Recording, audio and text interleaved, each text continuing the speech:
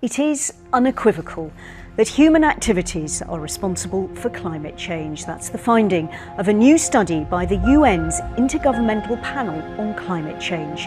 It's the most up-to-date assessment of how global warming will change the world in the coming decades. Environmental experts have called it a massive wake-up call to governments to cut emissions. 234 authors from 66 countries have worked on the landmark assessment. Average temperature rise could reach or exceed 1.5 degrees Celsius in the next 20 years. Now that is 10 years sooner than expected.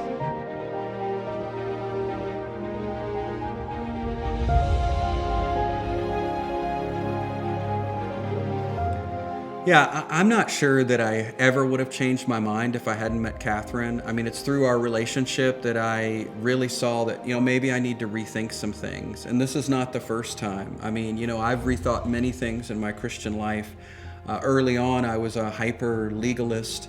I was worried about trying to get right and stay right with God through a bunch of works, jumping through hoops all the time, feeling like you never arrive. I think that I had some things wrong, that I let my background determine whether I was even going to be open to an idea or not. And Catherine was able to show me NASA's website, for example, and I'm going, well, is all of NASA duped here, or is there really something to this? And I think, we Christians were constantly needing to rethink some things now and then, and this would be one of those things. Changing anybody's mind is definitely a process. So even today, there's still things that we talk about, but what about this solution or that solution, or how could we actually tackle this problem without compromising people's values? But the watershed moment probably was when the tide turned, was when we went together to NASA's website, and he downloaded the temperature data from NASA, and he put it into Excel on his own computer, and he plotted it. And as he would say at that moment, he had a decision to make. Either NASA, who put men on the moon, was involved in this worldwide conspiracy to fake this issue, or it really was true. All right. Can you get me a couple of spoons? Can you put spoons in these guys? Yeah. Need three big spoons. Okay. Big ones? Mm-hmm. Yeah. We have smoked ribs. We have chopped brisket. The chopped brisket is intended to go on top of the potato. Oh my God. You crack open and you put sour cream in, and you can put fake cheese or you can put real cheese. And there's a little bit of coleslaw and cream corn. Oh my God. Oh, and the rolls are in the oven, and the rolls should be probably done by now. Wow. Nice. So let's pray, and then we can get the rolls. All right. Okay. Father, thank you for this time tonight. We thank you for good friends and great food. And we just Our planet has this amazing natural blanket.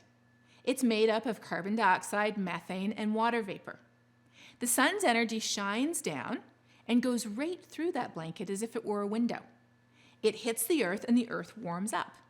The earth gives off heat energy. But just like a blanket traps our body heat on a cold night, in the same way, this amazing natural blanket of heat-trapping gases traps the Earth's heat, keeping our planet almost 60 degrees Fahrenheit, about 30 degrees Celsius warmer than it would be otherwise. Well, if this blanket is natural, what's the problem? The problem is that we are adding more and more carbon dioxide and methane, and even water vapor, because in a warmer atmosphere, more water evaporates. We're adding more of these heat-trapping gases to the atmosphere. And we are, in essence, wrapping an extra blanket around our planet, a blanket that it did not need. Bad things happen all the time, and the answer is right in the Bible. It's because of free will. We have the ability to make choices, and our choices have consequences. Sometimes, if we make a good choice, they can have good consequences.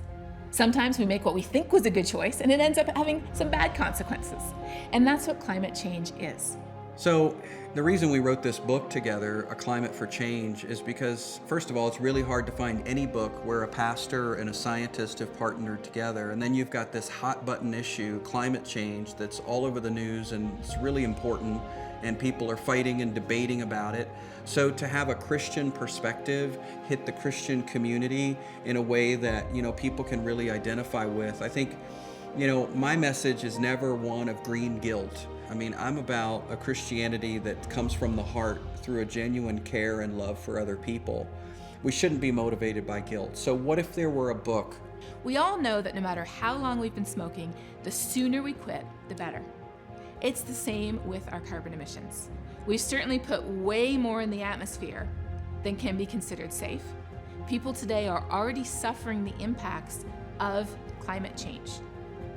But we also know that the more carbon we continue to pump into the atmosphere, the thicker that blanket we're wrapping around our planet, the more dangerous the impacts that we are going to see.